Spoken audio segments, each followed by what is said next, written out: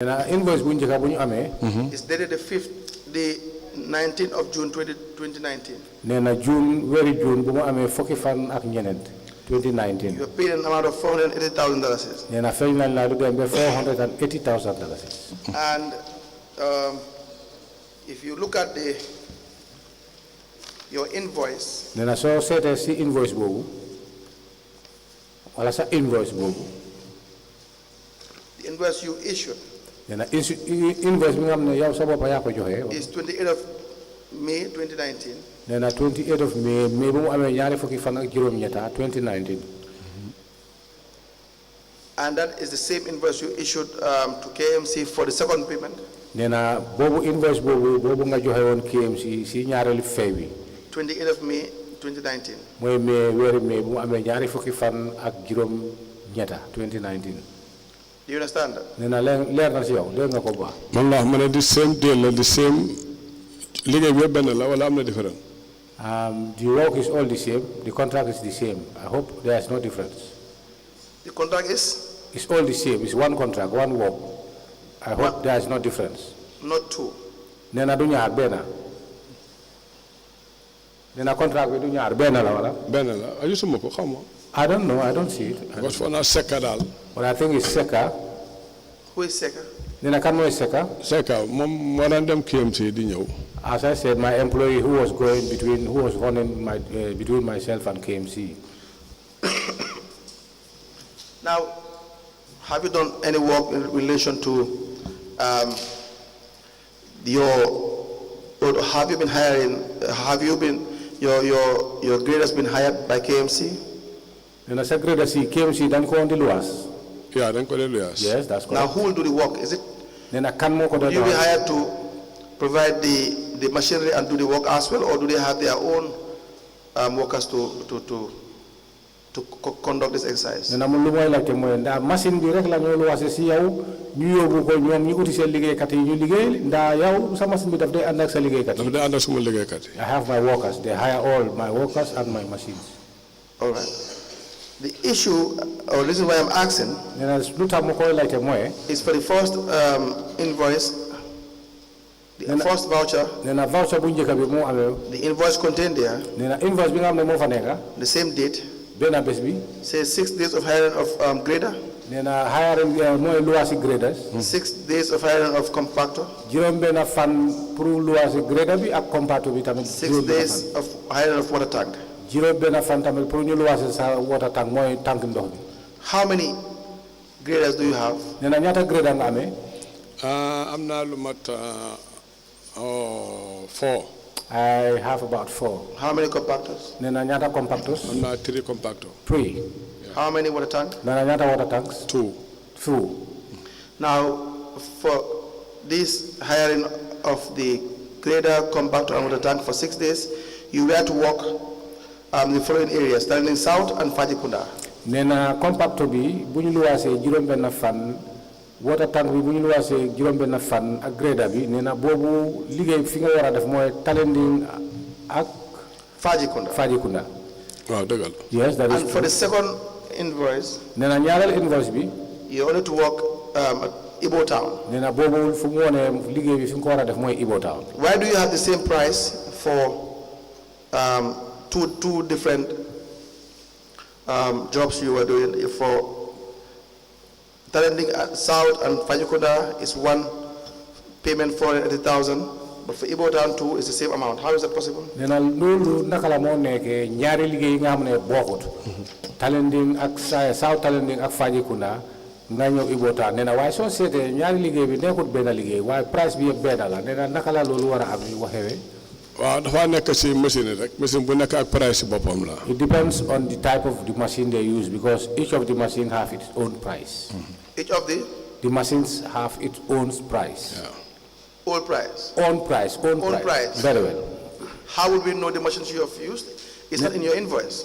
nee na naka la ñoo xamee ban façon machine lañ fa doxalee because nekkul si invoice bi.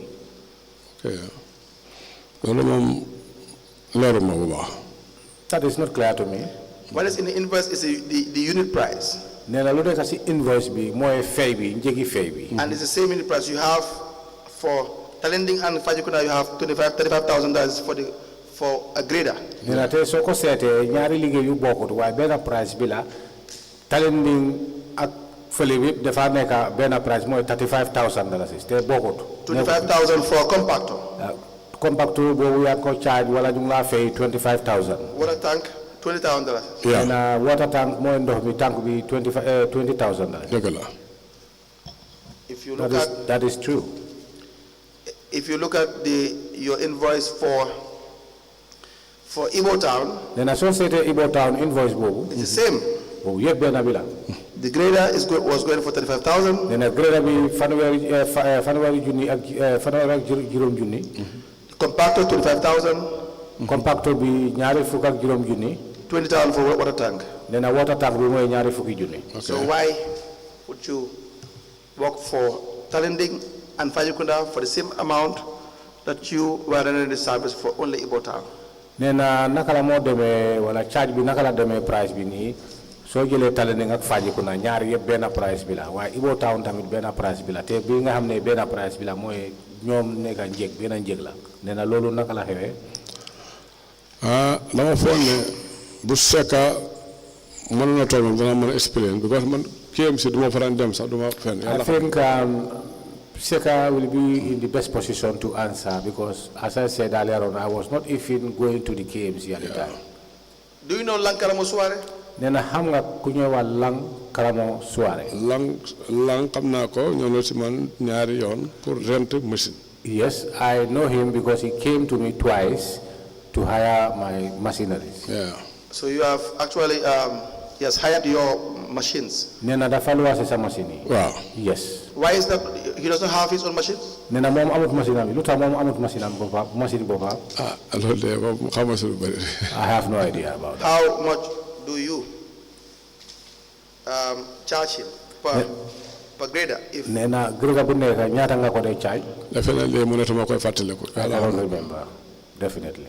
would you be able to provide us with the documents in relation to the invoice sent to Lankaramo Suare for the hire of the compactors, the graders, and the water tank? Nena mbaa mënu nga ñu isil ay kayit waaye wala woonu ñu ay kayit yi nga xam ne mooy ay invoice yi nga xam ne Lankaramo joxe na ko si kaw luwaase yi nga xam ne dafa dee luwaase sa grader bi sa compactor bi ak sa water tank bi.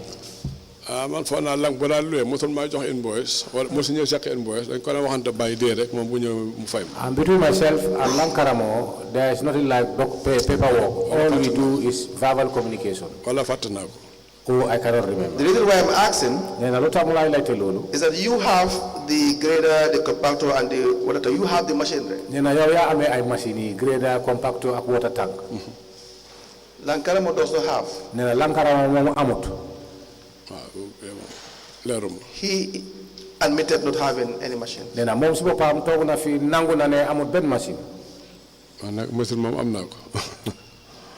But so that you know, there were times that Lankaramo would be given these contracts to provide machines.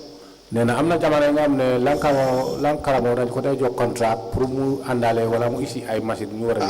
comes to you to hire from you. Is it because the council, they don't know you, that you own these machines? At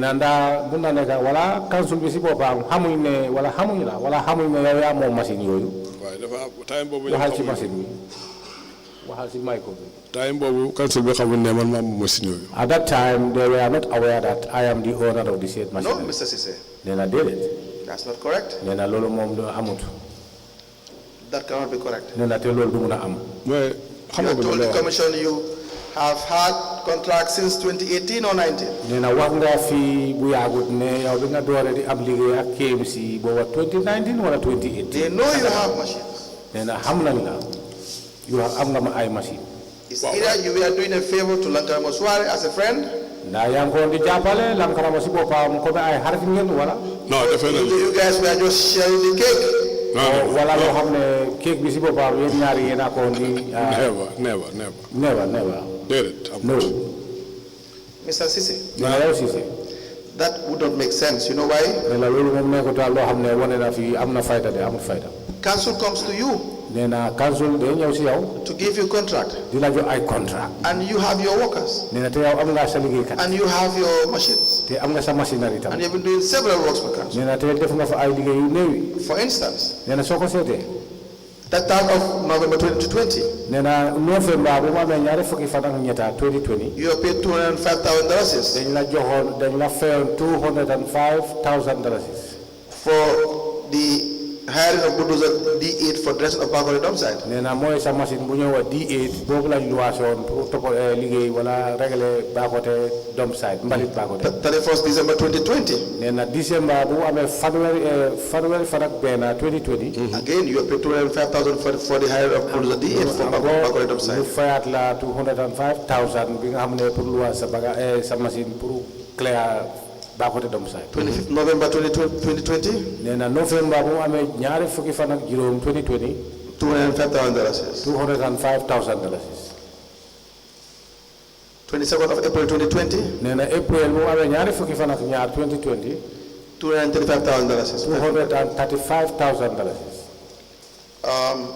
14th of May 2020, nee na mai bu mu amee fukki fan ak ñeneent 2020. $164,000. $164,000. And the list goes on. nee na mbir mi noonu la toppantee.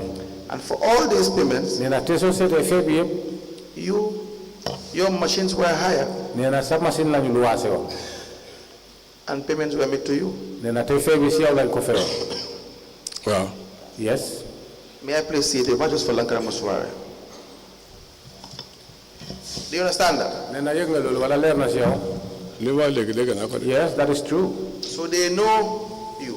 nee na loolu wane na ne kon xam nañ la de. Do you get it? nee na dégg nga loolu. dégg naa ko. yes I do. Now, Mr. Suare will come to you nee na and hire the same machines. Mr. Suare day ñëw si yow mu daal di luwaase sa machine. For the most part as well. nee lan na te ay néeg yoon yu néew yi. mën naa tontu. What was really going on? nee na kon lan moo nekkoon di dox. mën naa ko tontu léegi. yes can I answer. k.M.C. k.M.C. dañ ma doon ameel bor. dañ ma doon ameel xaalis bu bëri. they owe me a lot of money. sometimes dañ ma ameel 1 million something. sometimes they owe me up to 1 million something. suñ ma Over bëggee 1 million suñ something. ma bëggee jël sama machine dama dee bañ. At any time they want to hire my machine, I used to refuse. Sometimes they. If they want to hire my machine, I refuse. dama dee bañ. Yes. Lang Suwaare buy ñëwee di jël sama machine daf ma dee fay cash. Whenever Lang Suare came to hire my machines, he used to pay me cash. Because Lang Suare is paid by k.M.C. cash. nee na parce que Lang Suare soo gisee muy def loolu moom fay nañu ko k.M.C. fay nañu ko xaalis cash. loolu moom. And what he will pay you nee na te soo seetee moom lu mu la dee fay. is what he will hire the machines from. How much the amount you will charge for the machines. nee na nga gis ne njëgi bi nga ko charge pour luwaase machine yi moom yooyu la dee fay. So it costs council probably far more. nee na kon da nga gis ne k.M.C. bi nga xam ne ñoo ko dee fay ñoom lu ko dee fay def dee ëppa. Do you understand that? yow nu mu ne dégg nga loolu. loolu leeru ma. yes. And you know, of course, Lang Suare is hiring these machines from you.